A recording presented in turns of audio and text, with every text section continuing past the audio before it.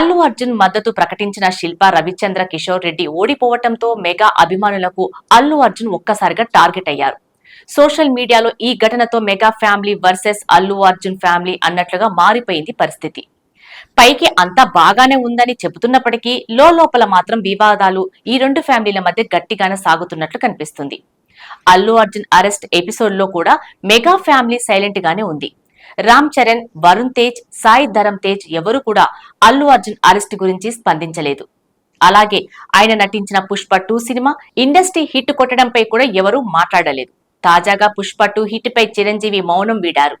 విశ్వక్ సేన్ నటించిన Laila cinema pre release event కు chief guest గా వచ్చిన చిరంజీవి పుష్ప 2 పై కీలక వ్యాఖ్యలు చేశారు.